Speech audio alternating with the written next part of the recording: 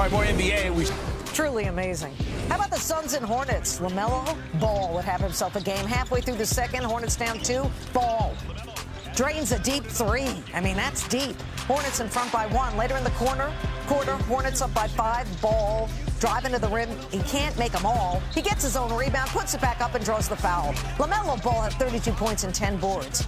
Hornets up by 11. Ball to Brandon Miller. 7 assists for Ball. Hornets lead 59-46 at the half. Midway through the third, Devin Booker goes to work. Booker, 39 points, 10 assists. Suns cut the lead to 3. Later in the quarter, 6-point game. Hornets up. Cody Martin hits Ball on the wing. Ball imposing his will. 9-point lead for the Hornets. And then Ball hitting Nick Richards inside off the miss. The ball gets tipped out to Ball. He's like, we got to win a game finally. I mean, the Hornets came in with a 10-game losing streak. Late in the fourth, Hornets up by 9. Ball driving, floats one up. Nope, misses it. But after fighting for the rebound, he throws the ball back up. And he banks in the shot, and he draws the foul. LaMelo Ball did it all. And the Hornets go on to win 115-104, snapping that 10-game losing streak. Next up, Denver for the Celtics and Nuggets. Nikola Jokic out for Denver with an illness. Same for the Celtics. Derek White. Nuggets won 4 of 5. Celtics coming off a loss in Oklahoma City on Sunday. Nuggets looking for their first 4-game win streak against the Celtics. 5 minutes to play in the first. Jason Tatum with a block on Christian Brown. And then at the other end, up top for Kristaps Porzingis, who had 16 in the first half. His most of the half this season at 25 for the game. Boston up 4. Later in the quarter, Tatum spins off Jamal Murray, put him on the line as well. Made his free throw 29 for Tatum. Boston up 12 after 1. Let's go second quarter now. Nuggets down by 6. Jamal Murray maneuvering in the paint, knocks down the jumper. He had 19. Denver down just 4. And then Murray working on Tatum. Cuts it to a 2-point game.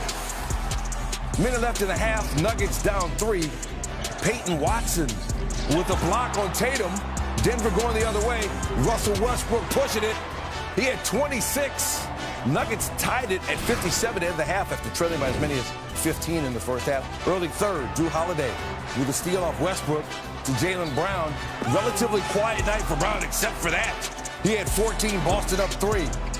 Then later, Holiday with a rebound. Boston pushing it again. Up ahead to Tatum. Michael Malone unhappy with his team's transition defense. Boston gets some easy buckets. And Luke Cornett to Tatum. Tatum just 1 for 9 from 3, but that was a 1. Boston up 88-83 after 3. Let's go to the fourth. Under 8 minutes to go. Celtics up 2. Porzingis to Holiday for 3. 5-point game. And then the Celtics ran away with it. Tatum finds some space, knocks down the jumper to put Boston up 12, and they win it by 12. 118-106 as the Celtics get the win on the road in Denver after dropping that game in OKC on Sunday. And look who's here to join us. Becky Hammond here to talk a little bit about that game and a look ahead to Wednesday as well. So, no Nikola Jokic for Denver. How did that affect things? I thought it just got them out of their identity a little bit in a game that Denver comes out and takes and makes more threes than Boston.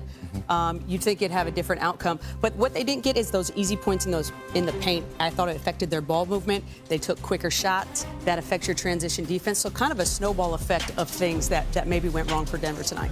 Yeah, Jamal Murray and Russell Westbrook really did all they could, but just without their big fella. Yeah, I mean, different team. And really the turnovers, too, so you got the ball in a lot of people's hands that maybe aren't used to handling as much. Jokic is fun to play with, right? He makes everybody better. So I thought this was a great effort by Denver. But at the end of the day, Boston, I thought, really hurt them in transition. And then those points in the paint, they gave up 60 in the paint, which is an awful lot to overcome, even when you are taking and making threes. Yeah, the Nuggets hope that it's just a one-game absence for Jokic with that illness. Meanwhile, Wednesday, Becky, Thunder playing in Cleveland.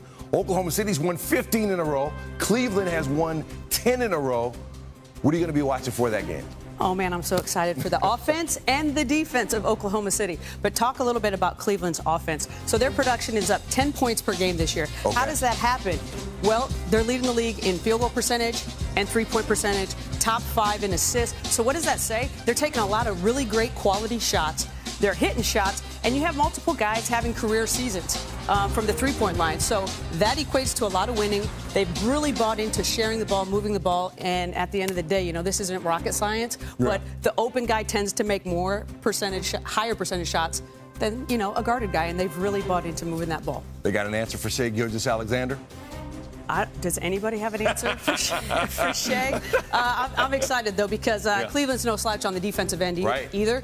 But defensively, I've really loved watching Mark Daigneault and his team just cause chaos. It's just disruptive. It's physical. It's aggressive for 48 minutes, and that's tough to handle. So I'm really excited to see these two teams clash tomorrow night. Yep, first time in 25 years, two teams are meeting with both on double-digit win streaks. Going to be a fun one. Somebody's skidding. Yeah. Somebody's streaking stops tomorrow.